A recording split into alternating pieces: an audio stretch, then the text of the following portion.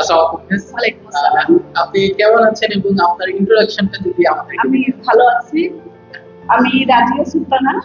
দীর্ঘ 22 বছর ধরে আমি বাংলা সাবজেক্টে পড়াচ্ছি। দেশের বাইরেও আমি কাজ করেছি দীর্ঘদিন, এবং বাংলাদেশেও আমি দীর্ঘদিন বাংলা মিডিয়াম কাজ করেছি।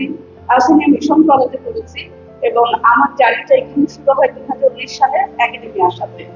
এবং এইখানে একাডেমির সাথে আমি সিনিয়র সেকশনের বাংলা ক্যাম্পাস অ্যাডিকশন দুটোই আমি এখানে পড়াচ্ছি। এবার আমি খুব স্বাচ্ছন্দ্য বোধ করি যে আমি বাংলার টিচার, এবং বাংলাতে পড়াতে আমি খুবই বেশি স্বাচ্ছন্দ্য বোধ করি, এবং বাংলা আমার অ্যাকচুয়ালি ভাষা, আমি সেইভাবে আমার বাংলাকে ধারণ করার চেষ্টা করি। That's so great coming from Bangla teachers. বেশ, আপনি এত বছর ধরে হচ্ছে বাংলা পড়াচ্ছেন, তো বাংলা কিছু কিছু স্টুডেন্ট যারা ভালো স্টুডেন্টরা তারা মনে করে বাংলা অনেক ইজি সাবজেক্ট, কিন্তু ওই অপোজিট সাইডে কিছু কিছু দুর্বল স্টুডেন্ট তারা মনে করে অনেক হার্ড। এখানে দুইটা একটা ক্ল্যাশ আছে, কয়েকজন বলে ইজি, কয়েকজন বলে হার্ড। এখানে আপনি কি মনে করেন যে এটাকে সবাই কাছে কিভাবে হচ্ছে ইজি বানানো যায়? যারা অ্যাকচুয়ালি ভালো শিক্ষার্থী, তারা শুধু নট অনলি বাংলা, প্রত্যেকটা সাবজেক্টে তারা মনে করে যে প্রতিটা বিষয়ই সহজ, এবং তারা সেটাকে বাংলা সাবজেক্টটাকে বাংলা হিসাবে না নিয়ে একটা গুরুত্বপূর্ণ বিষয় হিসাবে নেয়। এটার একটা কারণ হচ্ছে বাংলা এমন একটা সাবজেক্ট যেটা একজন শিক্ষার্থীকে আত্মনির্ভরশীল হতে শেখায়, ধর্মভীরু হতে শেখায়, নিজেকে যে কোনো জায়গায় উপস্থাপন করতে শেখায়। এটা তারা মনে করে শুধুমাত্র বাংলা না, অন্য সাবজেক্টগুলোকে তারা যেভাবে গুরুত্ব দেয়, একজন ভালো শিক্ষার্থী বাংলা সাবজেক্টটা ওইভাবেই তৈরি করে, যেরকম তার কাছে সবসময় মনে হয় যে অন্য সাবজেক্টে যেরকম নিজে, বাংলাটা আমার কাছে যেরকম সহজ। রেগুলার পড়াশোনা করে, তারা হচ্ছে নিয়মিত গল্পের বই পড়ে, নিয়মিত খবরের কাগজ পড়ে, নিয়মিত তারা লিখে। সবচেয়ে বড়ই যেটা, যে কোনো ছোট ছোট জিনিস তারা সবসময় লেখার চেষ্টা করে। আর একজন দুর্বল শিক্ষার্থীর কথা বলি, শুরুতে মনে করে যে আমি ম্যাথ, অন্য যে সাবজেক্ট গুলো কঠিন, স্পেশালি যারা ইংলিশ মিডিয়ামে বাংলা, তারা মনে করে যে বাংলাটা অপশনাল হিসাবে নিচ্ছে, আমি পরে পড়বো। এই ক্ষেত্রে তারা কি করে, কোনো খবরের কাগজের সাথে তাদের কোনো সম্পর্ক থাকে না, তারপর তারা কোনো গল্পের বই পড়ে না, নর্মাল ছোট জিনিসগুলো তারা লিখতে জানে না। এই লিখতে না জানার কারণে তারা শব্দ জানে না, শব্দ ভান্ডার তাদের এত কম থাকে, যে কারণে তাদের কাছে বাংলাটা লাস্ট মুহূর্তে তখন মনে হয় যেটা অনেক বেশি কঠিন। কিন্তু এই দুর্বলতাটা কাটিয়ে ওঠা সম্ভব শুরু থেকে যদি তারা লেখার অনুশীলন করে, গ্রামাটিক্যাল যেটা ব্যাকরণের সঠিক নিয়মগুলা খুব সহজভাবে যদি তারা লিখতে পারে, তাহলে কিন্তু বাংলাটা লেখা সহজ। আরেকটা জিনিস যেটা করে, তারা লিখে না, তারা পড়ে না, এবং কারোর কাছ থেকে তারা শোনে না। তিনটা জিনিস অনুসরণ করা সবার জন্য দরকার, সেটা হচ্ছে লেখা, বলা, এবং অন্যকে অনুসরণ করা। এই জিনিসগুলো যদি তারা করে, নিয়মিত লিখে, তারাও এই দুর্বলতাটা কাটিয়ে উঠবে। Wow, thank you so much এত ডিটেইলড অ্যানসার। এটা একদম ঠিক কথাই বলেছেন যে আমাদের স্টুডেন্ট যারা অনেকে হচ্ছে এটাকে খুব একটা ইম্পর্টেন্স দেয়, অন্য সাবজেক্টে প্রায়োরিটি দেওয়ার কারণে তারা হচ্ছে একটু পিছিয়ে পড়ে, কিন্তু সাবজেক্টে সবার জন্য একই হার্ডনেসে পড়ে। সো শুরু থেকে সহজভাবে নিলে এটাকে সহজভাবে সাবজেক্টটাকে পড়া, পাশ করা সম্ভব। সামনে আমাদের যে এক্সাম আসতেছে, সো এটার জন্য আপনি আমাদের স্টুডেন্টদেরকে ক্রিয়েটিভ রাইটিং এ আপনি অলরেডি আমাদেরকে অ্যাডভাইস দিয়ে দিয়েছেন লেখার জন্য বেশি করে।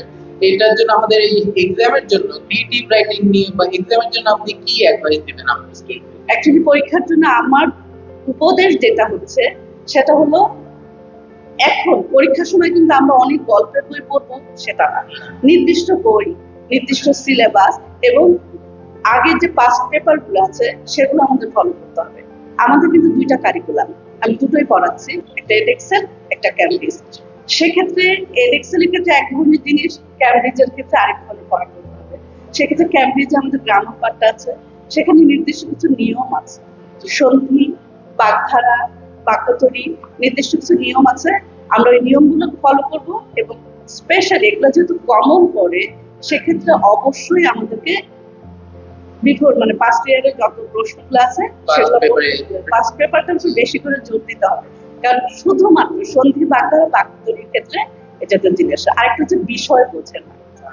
একটা বাচ্চা, যেমন ধরেন যেই বিষয়টাকে দিলাম, আমরা যদি বলি নৌকা ভ্রমণ, একটা ভ্রমণ সংক্রান্ত জিনিস বলি যে নৌকা ভ্রমণের সম্পর্কে 200 শব্দের একটা রচনা লিখো, সেম জিনিসটা যদি আমরা নৌ ভ্রমণ দিই, ওরা তখন মনে করি এটা ডিফারেন্ট। এই কারণে ওদের অনেক বেশি শব্দ সম্পর্কে জানতে হবে এবং ছোট ছোট জিনিসগুলো করতে হবে। এটা যদি আমরা বললাম না যে সিলেবাসটা যদি ফলো করে, সিলেবাসের জিনিসগুলো পড়ে, রিডিং অনেক বেশি করতে হবে। যেহেতু আমাদের ক্যামব্রিজ এডেক্সেল বোথ হচ্ছে রিডিং পার্ট এবং রাইটিং পার্ট।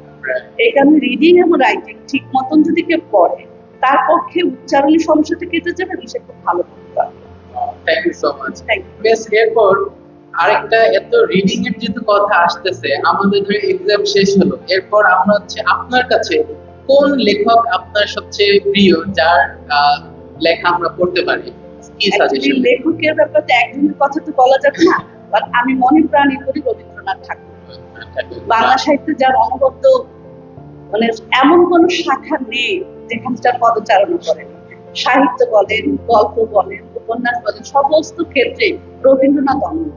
প্রত্যেকটা বাচ্চারই, প্রত্যেকটা শিক্ষার্থীরই উচিত অ্যাটলিস্ট রবীন্দ্রনাথের ছোট গল্পগুলো পড়া, তখন নিজেকে সে বাস্তবধর্মী করে তুলতে পারবে। আরেকজন লেখকের কথা যদি আমি বলি, বিভূতিভূষণের পথের পাঁচালী, ও সেটা পড়লে গ্রাম্য বাংলার যে অপরূপ রূপ, একটা ছোট সামান্য জিনিসের বিষয় যে সুন্দর করে তুলে ধরা যায়। জীবনানন্দ দাশ, জীবনানন্দ দাশের ছোট ছোট জিনিসগুলোকে সে যেভাবে উপস্থাপন করে, সেটা আমাদের জানা উচিত যে সবকিছুই সবসময় আমাদের কি না, যে আমাদের বড় কিছু, বড় টাকা, বড় কিছু, বড় জিনিস, এটা না। ছোট ছোট জিনিসের ভিতরে দেশকে সুন্দর করে উপস্থাপন করা যায়, যেটা একমাত্র রবীন্দ্রনাথ থেকে, জীবনানন্দ দাশ থেকে এবং বিভূতিভূষণ থেকে সম্ভব। Thank you so much. আরেকটা লাস্ট কোয়েশ্চেন আপনার জন্য, সেটা হচ্ছে ওয়ান ওয়ার্ড যেটা হচ্ছে বেঙ্গলি ল্যাঙ্গুয়েজকে হচ্ছে আপনার জন্য ক্যাপচার করে। অনেক সুন্দর একটা কোশ্চেন, সেটা হচ্ছে মা, মাটি এবং জন্মভূমি। যে মাকে ভালোবাসবে সে তার দেশকে ভালোবাসবে, যে দেশকে ভালোবাসবে ডেফিনেটলি। একমাত্র বাঙালি জাতি তো যুদ্ধের জন্য মানে সংগ্রাম করেছে, তাই না? ভাষার জন্য সংগ্রাম করেছে একমাত্র বাঙালি জাতি। সেই ক্ষেত্রে আমাদের যদি একটা ওয়ার্ড আমরা বলি, সেটা হবে হচ্ছে মা, মাটি এবং দেশ। Thank you so much.